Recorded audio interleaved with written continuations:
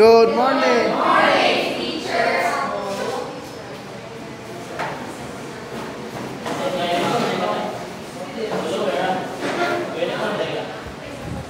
Before we start, let's have a quick review of what yesterday's discussion by Mr. Hopeless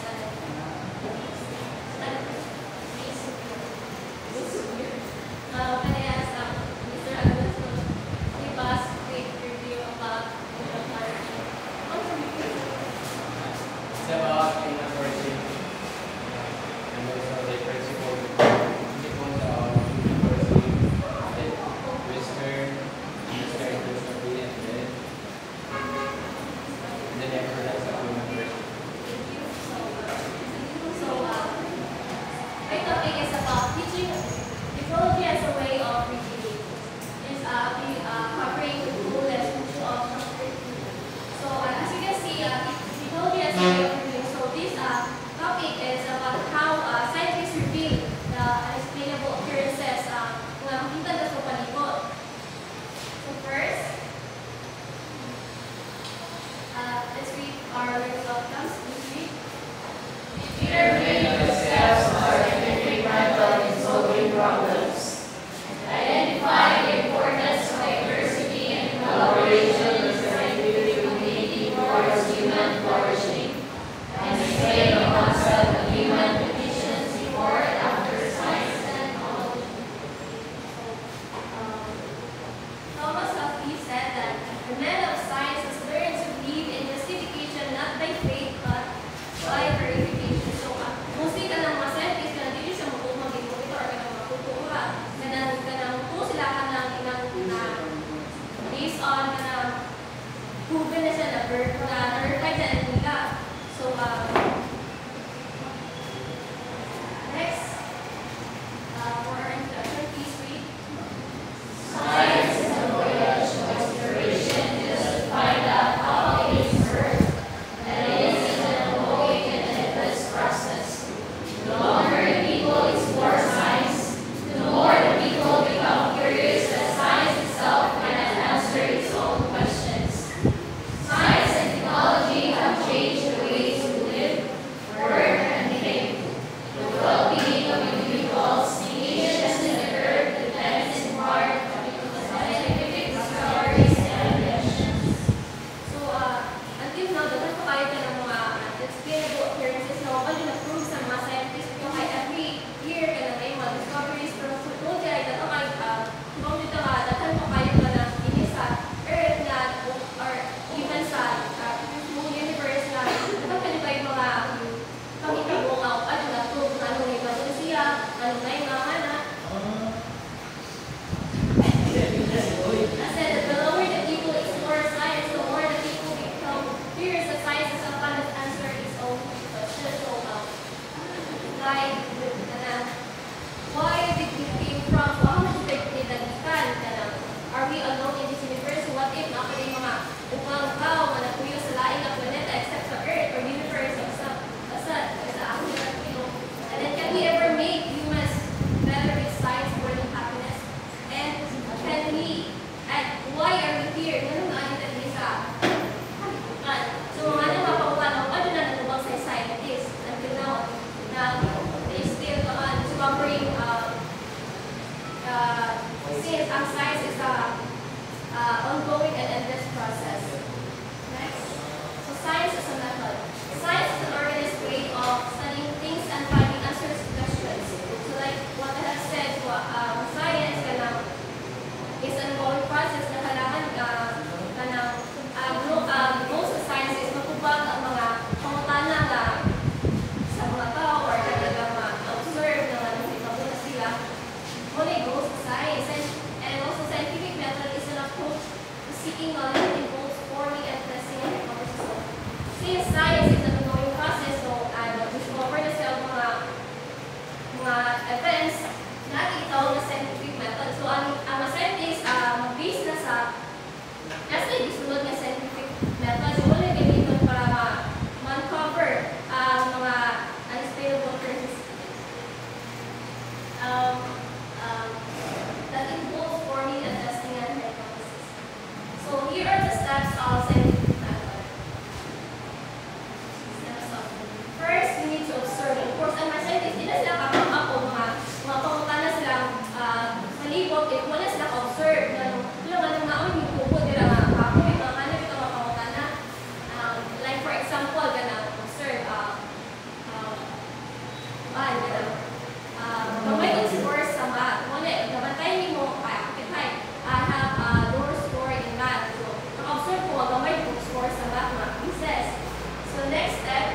is identify the problem. So, unsa may problema nga nung gamay mo score sa math? What do you think?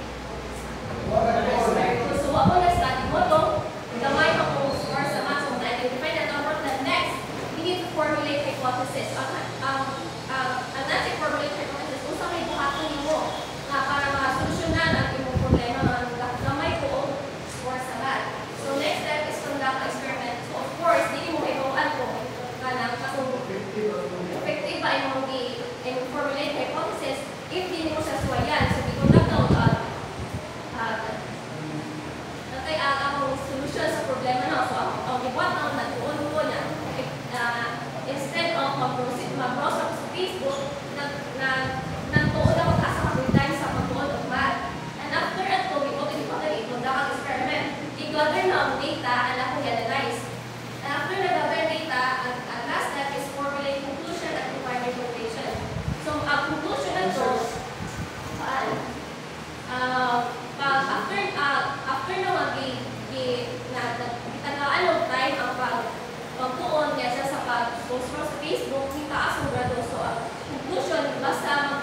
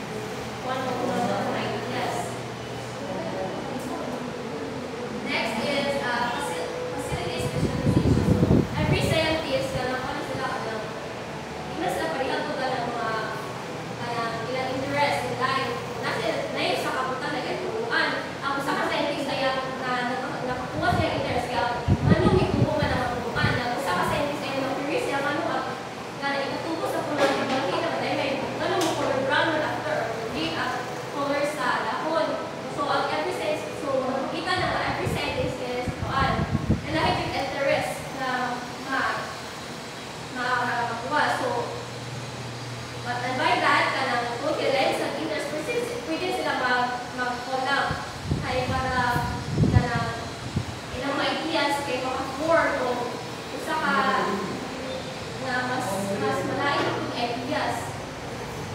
Next is inspiration and motivation. In science, achievement is usually measured in terms of respect from colleagues, not in terms of money or title. So, science, kanang mga scientists, kanang ay makamotivate na sila basta nasa yung makita nito mga scientists na mas taas pa nila, kanang mas dagan pang knowledge kaysa nila. So, ma-motivate ang mga scientists na mas ma-inspire pa sila magpalya sa scientists. So, ma-inspire and motivate. Lastly is dividing roles. The scientist is too wide for an individual to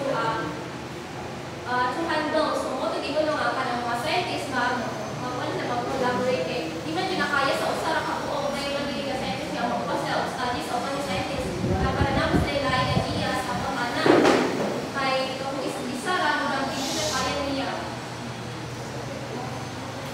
Next, what are the human conditions before and after science and technology? So, like you si Karen Rame, technology advancements and their effects on humanity. I have three kung ano nila ng mga areas na naibuhaan yung wala like communication and business. So first, technology advancement in medical healthcare. So before, so may mga nangito sa mga or mga kaunang before sa magsalita na sila sa mga sa nature, kapwa mga pagtamal-tamal at pagtamal sa mga na sila. Then, but now, kapag daghan tayo mga advancement, like sa kuan, ano yung mga artificial bones used to grow embryo outside bones. Kasi sa mga pagkakas, kung ano ka lang, pinakalakan na artificial na italaga na sa karoon. And also, there's still a lot of advancements sa technology in terms of medicine and healthcare technologies. Moving forward, so wala na butang dili ang communications. Advancement in communications. So before, naay ka na ilang naputi ka ilan no, yung istorya na no, before, ang gamit nila is fixed landline. So, ano itong fixed landline ka na familiar with fixed landline na ka sa kanay wire na hindi na sa yung wire na utang. Di man dyan ay mo matadami sa kaha. So, wala yung gamit sa lobby mo. Oo nga na. Muna gamitin sa onda kay para communicate sila sa mga kailangan. But of course, kada pa sa bahay kayo magtrabaho man din na sila. So, ang datong telephone, nandun sa bahay. So, di ka communicate ako sa tao sa bahay. What is ito ka na ako nalakaw. So, isang ako ng communication sa una ko. So, una ko kay gamit talaga kay fixed na nice. But now, manalo kayo mga iPad, cellphone, ulit ako sa YouTube call, yung anak. So, taas di kayo advancement sa communication. Next, we have technological advancement in agriculture system. Now, ito nila ito, dahil na kayo machines na gamit sa mga kakakagula para mapadali ang ilang pag-ani. Before mag-gay, kawan, kaya halit na lang gamito, like kapaw, ang pagkalusap-usap, kapaw lang yung gamito. Karoon, nani mga nani may technology, so nasa yung mga machines na ganun. Lastly, we have the technological advancement in education. So before sa una mga ay TV, like nani, puro ka ng board and off. Nakaroon na nakagap na active teachers ka ng mga benefit sa technology, research, mga na, pwede na ganit ka ng pinaka-manisirahan sa online na lang. So, mo itong mga technological advancement in terms of medicine and healthcare, communication, agriculture, education, and also sa business to the other na yung mga kalitang sa una, ay hindi pa kasi na sa una, ikaw mo sila mo lang. Kaya rin, ikaw rin taas na kayo, mas ka sa kayo signal. So, sa ito nakatapang